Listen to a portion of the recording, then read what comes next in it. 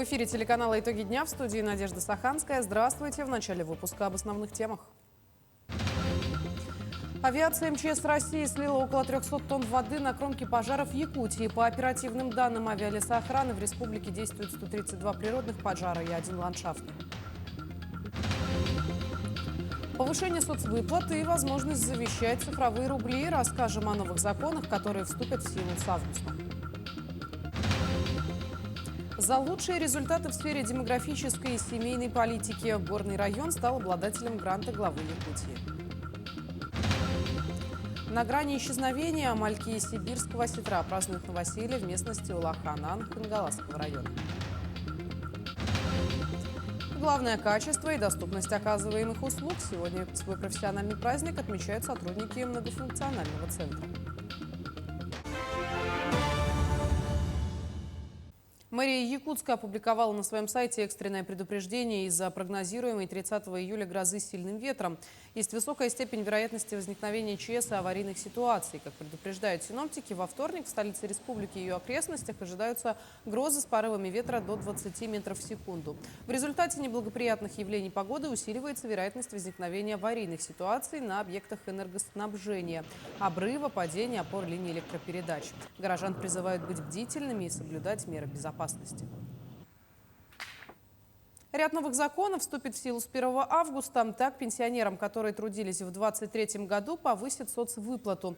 При расчете ее нового размера учтут индивидуальные пенсионные баллы, накопленные за последний год. Бывшим летчикам и шахтерам тоже увеличат сумму выплат. Новый размер сформируется из выслуги лет и полноты страховых взносов работодателя. Кроме того, с 1 августа появится возможность завещания прав на цифровые рубли, в том числе с помощью завещательных распоряжений. Кроме этого, с началом августа скорректируют правила единой выплаты на детей. Если заявление на единую выплату детей подается по временной прописке или фактическому проживанию, будут проверять, где на самом деле живут заявитель и дети. Айсен Николаев вручил грант главы Якутии Горному району в размере 10 миллионов рублей за наилучшие результаты в сфере демографической и семейной политики.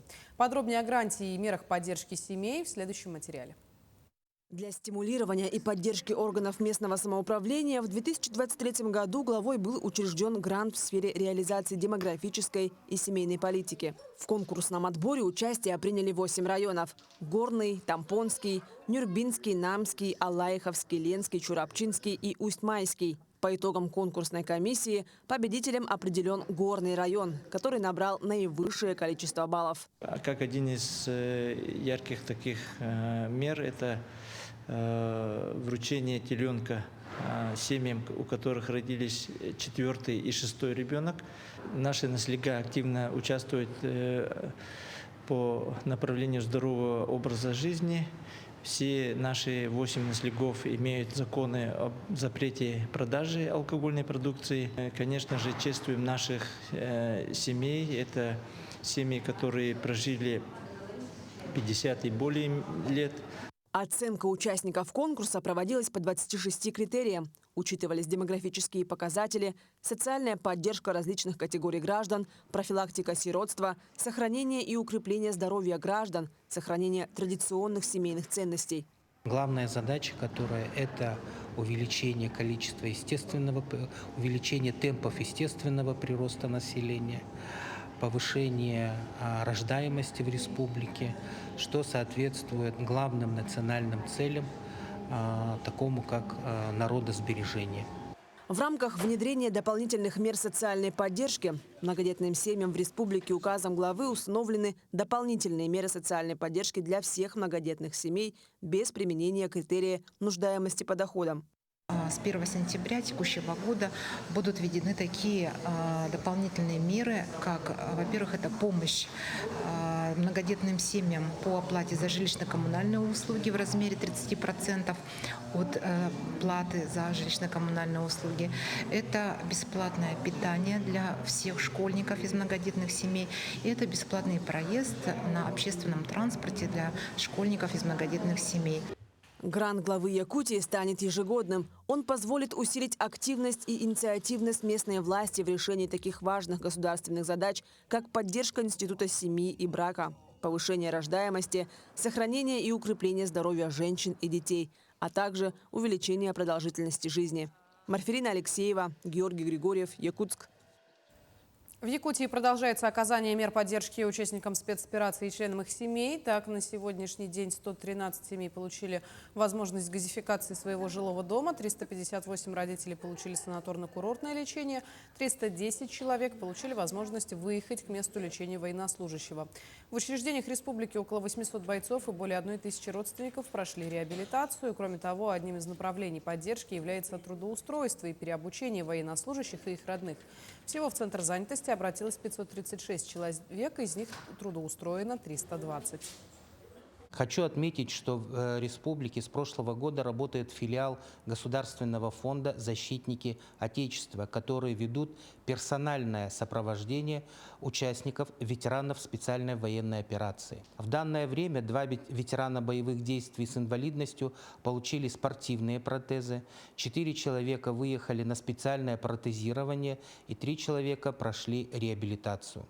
Ведутся монтажные работы по адаптации жилых помещений, в котором проживают 6 инвалидов, участников специальной военной операции. В многоквартирных домах региона активно готовятся к предстоящей зиме, проводя капитальный ремонт систем теплоснабжения. Подрядные организации занимаются заменой магистральных труб и стояков до вентилей отопительных приборов. На улице Дзержинского ремонт отопления начался в июне. Подробнее о ремонте смотрите в следующем сюжете. Сейчас в доме полностью завершена замена оборудования в 3 подъездах. И общий план выполнен на 60%. Работы включают в себя не только замену старых труб на новые, более эффективные и долговечные, но и установку современных теплоизоляционных материалов. И идет монтаж техотаза, замена магистральной трубы 159. В прошлом году мы в этом доме сделали фасад, фундамент и крышу. И сделали систему водоотведения и водоснабжения. Это канализационные трубы и системы горячей и холодной воды. Работы проводятся в тесном взаимодействии с управляющими компаниями и местным региональным оператором, которые контролируют соблюдение сроков и качество выполнения ремонтных работ. Регламентный срок службы или нормативный срок службы инженерных сетей у нас составляет порядка 25 лет. Подрядная организация у нас несет свои гарантийные обязательства в течение 5 лет. Многие жители домов уже отмечают положительные изменения и выражают благодарность за проводимый ремонт. Наталья Яковлева рассказала, что такие работы в доме проводят впервые. Мы сами нанимали. Когда посчитали нужно, что надо что-то менять, мы сами сантехника вызывали с нашего ЖЭУ, и все. Посчитали нужным поменять, они приходили, меняли. Пластмассовые же мы ставили, я что хочу сказать. А сейчас пластмассовые, заменили опять на такие . Это, наверное, надежный материал. Сейчас хоть тепло, можно такие работы проводить именно в этот сезон, летний. Важно отметить, что капитальный ремонт систем отопления проводится в 75 многоквартирных домах по всей Якутии, из которых 27 находятся в Якутске. Все работы планируют завершить к началу отопительного сезона. В рамках этой масштабной программы также проводится модернизация котельных и тепловых пунктов, что существенно улучшит качество теплоснабжения и снизит риски аварийных ситуаций в зимний период. Дарья Короленкова, Иван Сорокаумов, Якутск. Завершилась жеребьевка разрешений на добычу охотничьих ресурсов за исключением дикого северного оленя и соболя. Для участия поступило почти 25 тысяч заявок. Обладатели определились с помощью генератора случайных чисел. Разыграли 337 разрешений при наличии 274 лотов. Результаты жеребьевки в течение 1 рабочего дня после проведения оформляются в виде протокола и разместят их на официальном сайте Минэкологии Республики. Кому попадет жеребьевка, потом на госуслуги электронной почте придет сообщение, что вам или выпало получить разрешение, или не пришел отказ. Вот так примерно. Потом мы все невыбранные квоты распечатаем и повесим на сайте. И люди будут смотреть, охотники будут смотреть, что на этот вид можно еще подать заявку. Тогда они электронно подойдут, могут получить. Сибирский осетр – один из самых крупных и ценных видов рыб, который находится под угрозой исчезновения. Для того, чтобы увеличить популяцию этого вида, якутский филиал главрыбовода уже который год приумножает их. В этом году мальки сибирского осетра празднуют новоселье в местности Улаханан Хангаласского района. Подробнее об этом расскажет Даяна Федорова. Подготовка к зарыблению началась еще в июне этого года. Икру сибирского осетра добыли в Кобяйском районе из устья Вилюя. Каждая икринка прошла двухнедельный инкубационный период, а затем специалисты готовили их к новым условиям. Прежде чем отправить мальков в большое плавание, нужно их подготовить к температуре за бортом. В специальных резервуарах заливают холодную речную воду, а также измеряют вес каждого малька. Один малек в среднем весит чуть больше 1 грамма. Таких мальков называют мелкая рыба. Известно, что мелкая рыба лучше всего уживается в большой среде. Сперва базировались в Кобяйском районе, где устье реки Вилюй. Там, получается, сперва у нас работа была отлов производителей сибирского осетра, потом закладка икры, потом инкубация и перевозка оплодотворенной икры до базы Улаханан. Место, куда выпускают сибирского осетра, было выбрано не случайно, ведь именно здесь, в местности Улаханан, чистейшая вода, которая отвечает всем требованиям. Немаловажным является и температура воды в момент выпуска. Сейчас она составляет плюс 23 градуса, ну а температура воздуха плюс 27. Это именно те условия, когда рыбкам комфортно уживаться на новом месте. Зарыбление более 250 тысяч мальков сибирского осетра проходит под контролем представителей Росрыболовства. В следующем году специалисты планируют выращивать и другие виды рыб, а также наращивать производственные мощности до 660 тысяч мальков. В планах в будущем искусственным воспроизводством сиговых видов рыб. То есть это чера получается, да. В следующем году мы уже осенью будем получать икру и будем инкубировать ее уже в зимний период, чтобы весной получить личинки и выпустить их тоже. Популяция царской рыбы из года в год сокращается. Зарыбление реки Лены – это серьезный шаг в сторону сохранения биоразнообразия и улучшения экологической ситуации в Якутии. Ну а пока этим молодым сибирским осетрам нужно будет освоиться в новом для них доме. Даяна Федорова, Исен Тарасов, Улаханан, Хангаласский улус. Вопросы охраны окружающей среды и экологической безопасности на территории промышленного Алданского района рассмотрели на выездной межведомственной комиссии Министерства экологии Республики. Какой была зеленая повестка, узнал Руслан Павлов. Загрязнение водоемов, окружающей среды и воздуха предприятиями и природопользователями – вот три основных направления, к которым приковано пристальное внимание экологов и природоохранного министерства. Предыдущая выездная комиссия Минэкологии Республики Алданский район проходила весной, перед стартом промывочного сезона предприятий, добывающих рассыпное золото. Зачастую именно они допускают сбросы в реки и водоемы, что приносит значительный ущерб экологии. Наше пристальное внимание уделяется на промывочный сезон, да, то есть летний период. Да. Вот, конечно же, тот ущерб, который наносится природопользователям, он, конечно, эта работа колоссальная. Сейчас предстоит посчитать все те вот ущербы, которые были нанесены Алданскому району и его водным объектам. Поэтому пока я не буду говорить, но результаты будут. Результаты ждет как общественность района, так и население, которые первыми сигнализируют о несанкционированных свалках, мутных водах и других безобразиях, наносящих вред природе и биоресурсам. Впрочем, сегодня нарушение природоохранного законодательства может повлечь не только штрафы. Об этом недропользователи еще в феврале на отчетах правительства перед населением предупреждал премьер-министр Кирилл Бычков.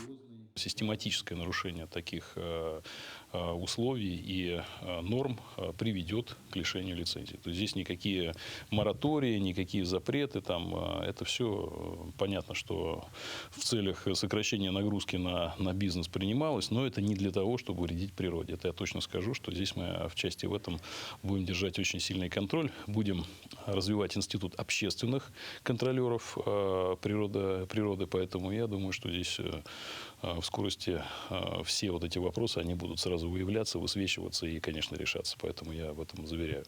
Если в глухой тайге трудно поймать нарушителей за руку, то в черте населенных пунктов все очевидно без прикрас. Парк «Золотой» в городе Алдане становится популярным среди жителей. Он расположен на реке Артасала, воду в которой периодически мутят горнодобывающие предприятия.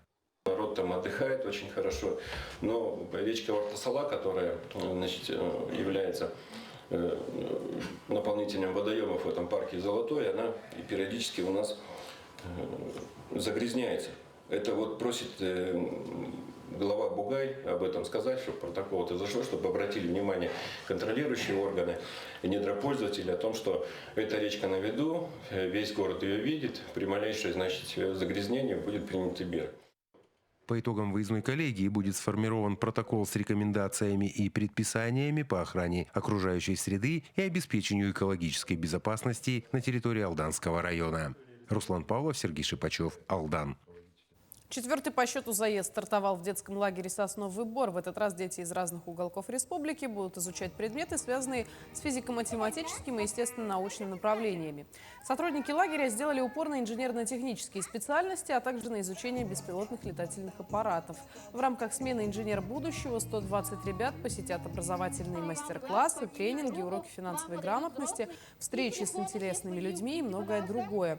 Длительность пребывания детей в лагере – 21 день. У меня 5-й отряд, название отряда «Трансформеры». Нас пока 18, но планируется 25 человек.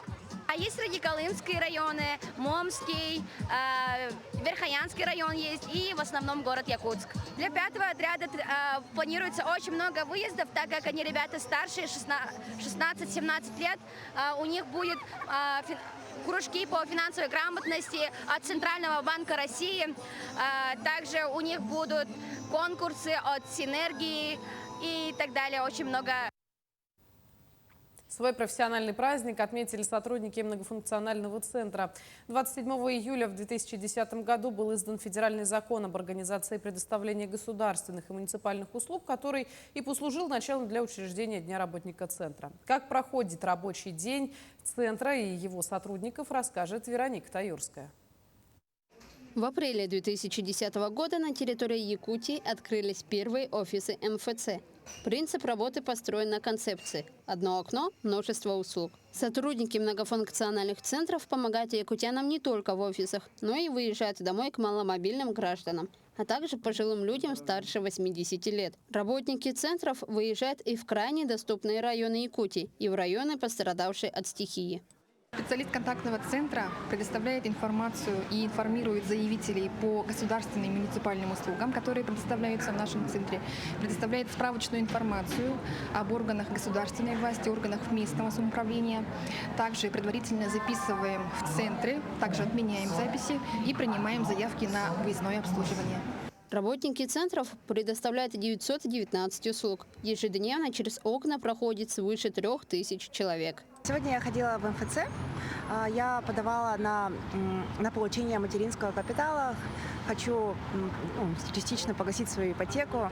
У меня вот недавно родилась дочь, поэтому у меня есть возможность воспользоваться этой услугой.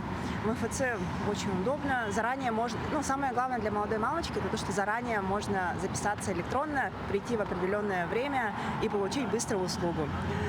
Это очень удобно, этим надо, конечно, пользоваться. На сегодня в республике насчитывается 51 офис МФЦ, в которых работает 568 человек. За прошлый год в системе МФЦ было зарегистрировано более 815 тысяч пользователей. Обслужено почти 746 тысяч посетителей. Выдано результатов и принято до внесения свыше 212 тысяч. Сейчас в системе МФЦ по всей республике насчитывается порядка 1020 окон. Центр «Мои документы» на протяжении 14 лет успешно выполняет свою главную миссию – обеспечивать доступное и комфортное получение государственных и муниципальных услуг для всех жителей Якутии. 27 июля для нас это особая дата. Это день принятия основного федерального закона, регулирующего деятельность многофункциональных центров «Мои документы» по всей России, который стал нашим профессиональным праздником Днем сотрудника МФЦ. Хочу поздравить всех коллег, сотрудников Центра «Мои документы» Якутии за преданное отношение к делу, высокий профессионализм и стремление к постоянному развитию. МФЦ по Якутии стала региональным победителем всероссийского конкурса «Российская организация высокой социальной эффективности» Минтруда России. номинациях за формирование здорового образа жизни в организациях непроизводственной сферы и за развитие кадрового потенциала в организациях непроизводственной сферы. Также сотрудники центра становились победителями в различных номинациях. Среди них и лучший универсальный специалист МФЦ. Вероника Таирская, Станислав Потапов, Якутск. Первая библиотека в промышленном округе в креативном кластере «Квартал труда» открылась смарт-библиотека имени Неустроева. Пространство для чтения отличается инновациями, которые позволяют читателям взаимодействовать с книгами без библиотекаря. Подробнее об открытии филиала в следующем сюжете. В библиотеке действует новое оборудование, что позволяет брать и сдавать книги без участия библиотекаря. Все книги в смарт-пространстве оснащены специальными читающими метками. Новое пространство, где мы будем использовать новейшие библиотечные разработки. То есть обслуживание будет идти только с помощью автоматизированных технологий. Они называются РФИД. Да? Ну, самое главное условие – это просто приобрести читательский билет. Он у нас единый. По городу у нас 18 филиалов, и этот билет действует во всех 18 филиалах. В библиотеке также имеются и зоны отдыха, которые можно использовать и для коворкинга, где молодые и взрослые могут проводить встречи и мероприятия различного характера. Я так понимаю, что резиденты данного учреждения заняты генерацией идей, каких-то бизнес-планов, каких-то вот таких вот вещей. И надо сказать, что именно чтение очень сильно влияет на креативные способности человека. Да? Допустим, это будет местом, я так полагаю, открытым не только для резидентов, но и для всех жителей округа, ну, скажем так, городского округа, город Якутск. Они могут сюда приходить, обмениваться идеями, общаться, читать, и все это позитивно повлияет на креатив. Пространство отличается от традиционных мест чтения. В зонах отдыха могут проводить время и дети без всякого напряжения. На открытии гости и их дети поиграли в настольные игры и поучаствовали в мастер-классе по изготовлению печати.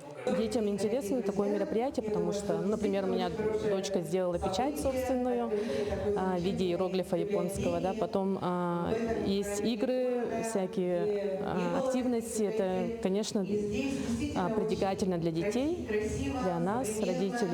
Такие мероприятия. И здесь просто комфортно и уютно здесь. Всего в городе действует 18 филиалов библиотеки. Пункт в квартале труда является единственной библиотекой в промышленном округе, что может сделать данное пространство активно посещаемым местом. Александра Котельникова, Айлита Махно, Якутск. К этой минуте у меня все. Мы продолжим говорить о новостях на телеканале Якутия-24. Оставайтесь с нами.